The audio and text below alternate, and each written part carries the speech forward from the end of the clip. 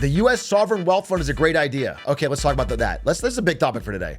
The U.S. Sovereign Wealth Fund. I searched for it on social, and I got this guy saying, me applying to work for the U.S. Sovereign Wealth Fund.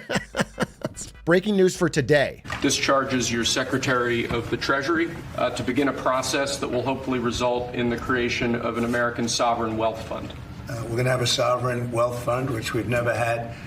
So other countries have sovereign wealth funds, and they're much smaller countries, and they're not the United States. We have tremendous potential in this country, tremendous. I think in a short period of time, we'd have one of the biggest funds, and you know, some of them are pretty large. I must tell you, some of like the Saudi Arabia fund is on the large side, yeah. But eventually we'll catch it.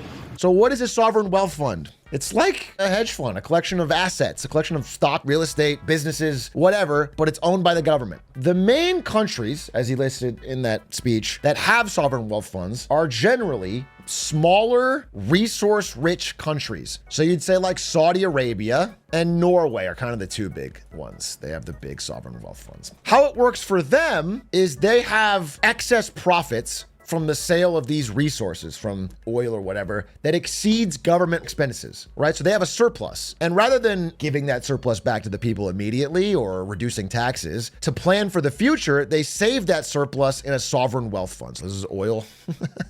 They get a bunch of oil money. They have more oil money than they spend, so they save it and they buy things with it. Norway buys, US tech stocks, and they buy real estate, and they buy sports teams, and they buy a bunch of things. The idea is that they're putting their money in this thing so it can grow in value, and then it'll be beneficial to the country.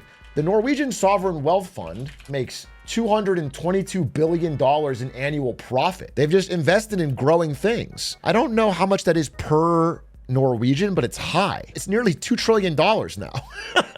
They established it in 96. They've put it into stocks and things. It's grown over a long time. And now it's worth $2 trillion. And it's worth something like $1.1 million per Norwegian or something. It can work. The problem with the U.S. Sovereign Wealth Fund is that we are not a surplus nation in any respect.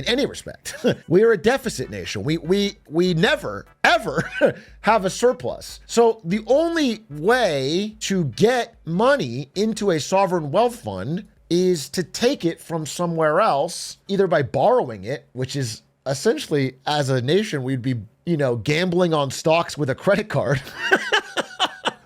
Essentially, we're either borrowing it or monetizing it from somewhere else. It's not how these other countries have done, is all I'm saying. We have some assets, but to put them into the market is just speculating with debt, essentially, since it doesn't add up to what we owe. So I'm a little confused on how we're going to fund the sovereign wealth fund. But here's the deal. So America can always find a way to get some money, but it has to come from somewhere else. But if we find a way to get money, then we'll give it to these guys to put into a big slush fund. And that fund, the goal of it is to grow it. Right? So they have to invest it in things that should grow. So the idea is, instead of spending it on the many things that we already can't pay for, we're going to put it on stock. We're going to bet. It's a good idea for America because we love to gamble. So we're going to take this money, and even though we already have other shit we have to pay for, we're going to put it on something. We're going to try and gamble it on something that will grow. The concern is that this will be used to enrich connected people. So the U.S. Sovereign Wealth Fund is going to have a lot of money because we have a lot of money. So if they fill it with at least $200 billion, which is the minimum to have any sort of impact, then whatever they choose to buy adds a lot of value to that. So let's say you're a company that's, friendly with the administration. The sovereign wealth fund might tip its cap to you by buying some of your stock, thereby juicing the value of it. Do you understand? That is the scary part of a sovereign wealth fund, sort of under the control. It's basically taking money that we don't have and using it as a giant slush fund that can enrich allies, which I would say is the biggest concern. Actually, my biggest concern is how do they fund it? This is actually a much bigger problem, because at the end of the day, if it's growing, it's growing. But the secondary concern is that it's just using taxpayer money to funnel to certain real estate projects, companies, friends, allies. Yeah, it's cronyism. Here's an example. This is not the sovereign wealth fund, but it could be included because Howard Lutnick is absolutely spineless. There's a lot of people in the crypto space that have been pushing for a strategic Bitcoin reserve. And basically what that is doing, that's taking taxpayer money and buying a bunch of Bitcoin with the hopes that it will go up and then help America. You know, it's very obvious when you think about one layer deeper. Why do they want this so bad? Well, because if you take the huge amount of money the American government has and you start buying Bitcoin with it, it jacks up the Bitcoin price immediately. It's just like dumping your bags on the American public. If you're a Bitcoin owner, it's like to the moon for free. It seems like, hopefully, that this idea is not going through as a non-starter, because it really is like the most transparently stupid and corrupt thing that like, if this actually happened, I might join Aiden in Sweden, dude. This is so far beyond the pale if we just start taking taxpayer money to pump someone's bags. However, the sovereign wealth fund, the idea is that like without proper oversight, and again, I'll wait and see what the oversight looks like and how much, but it could become a slush fund used in similar ways to pump the bags of people that are friendly with the administration. They can use it to reimburse political donators? I don't think so. To be honest, no. I mean, listen, I'll never say never. Never say never. I don't know what kind of rules they could break. I think it would be more indirect. I don't think it'd be like, hey, the sovereign wealth fund is going to pay this political contributor or whatever. I think it's going to be like, hey, you're friendly with the administration, we're going to fund your real estate project. And the idea is that it's a win-win. You know, it's going to grow. So we're doing our job as the wealth fund, but also we've chosen a winner. You get the government money. It's a little bit of insider baseball. You scratch my back, I scratch yours. Have Pelosi manage the fund and the deficit would be gone in the year. We print $1 trillion. We hand it to Pelosi. She just pumps Tempest AI. We're back. No, I mean, the real problem with a sovereign wealth fund is once you get to the size of nation states, like Norway's encountered this problem. Most investors want to just piggyback on the natural movement of the market. They want to buy shares in it, but not influence anything. But once you're that big, once you're spending hundreds of billions of dollars, then whatever you buy moons. You know, like if you and I buy Nvidia stock, it doesn't change the price. We're not big enough to move the market. Do you know what I'm saying? No retail trader is changing the price of a stock. Once you have a nation state investing into it, you can make massive movements. Warren Buffett has the same problem. Warren Buffett has enough cash where he can move markets. So again, those are my concerns. My number one concern is that, you know, there's no other nation who is doing a sovereign wealth fund from a massive deficit position. We just don't have any extra money to throw into it. So it's just an odd spot to be in. And then the second thing is that once it exists, I wonder if it'll be used for corrupt reasons. Taking out a military budget. So again, I want to make sure we're all on the same page. We're going to spend this much money. You know, we're going to make this much money in taxes. So this is the difference. You know what I'm saying? If you cut the military budget, you can make this go down, but we're not there. We're not even close. We spend way more than we make. And this difference, all this right here, we borrow. This is not the normal spot where you would start a sovereign wealth fund, is what I'm saying. And really, the only countries who have done a sovereign wealth fund well and consistently over time are small, which means they have low government expenses with huge resource rich. So they have oil money. Usually it's pretty much all oil money. And in their case, it's a smart idea because if you're Saudi Arabia and you're worried that decades down the line, the oil dries up or you don't have as much oil, or you need to plan now. You need to have that wealth saved and growing so you can invest in things that are going to make your economy more well-rounded. That's the idea. They spend it on sports teams and shit, but it's worked great for Norway. Norwegians love it, bro. What's cool about Norway, this is their expenditures and this is how much money they make. They make more. What they could have done is they could have cut taxes, but they chose not to do that. They kept everyone still paying taxes and they just used all this extra money and they saved it. They just put it into a fund that kept buying mostly American stocks. I mean, that's the main holdings of Norwegian Sovereign Wealth Fund. You can see it right here. Look at how much money's in this thing. And it just keeps growing and growing and growing. And so it gives them a lot of stability. The black part is stocks, mostly American stocks. They have some real estate. The blue part, total holdings. Can I see this? Here, you can just see it like this. A lot of it's from tech investments. They own Amazon, Google, Meta, everything. Apple, Microsoft, Nvidia. It's the three biggest, by the way. They're the three biggest holdings: Apple, Microsoft, and Nvidia. Shocker.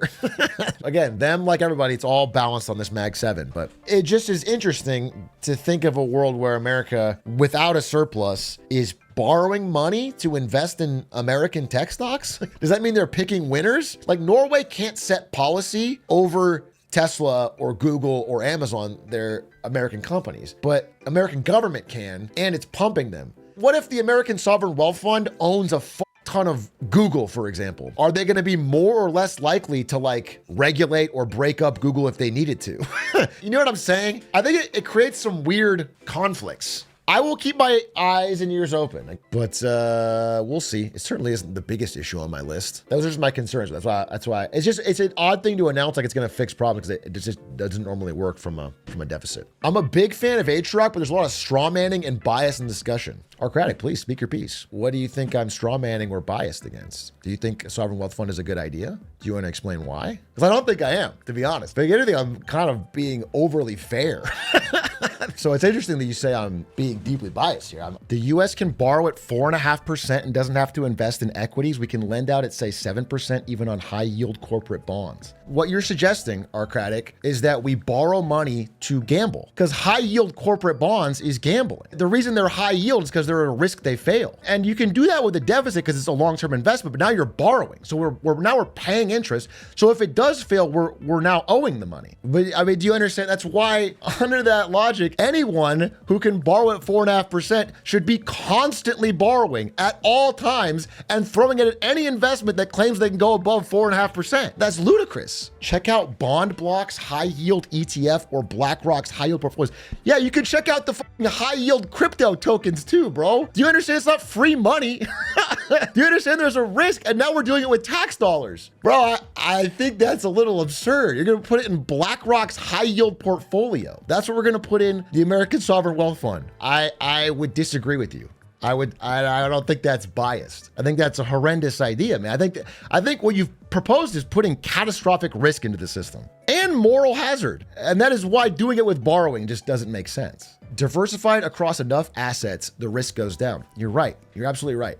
But if you diversify across enough assets to be truly, truly low risk, then what it does is your return goes underneath that 4.5% you're borrowing at. Once you guarantee above 4.5%, you're taking higher risk. That's how a portfolio construction works. So you haven't found some secret arbitrage where you just borrow money and punt it and it's guaranteed return.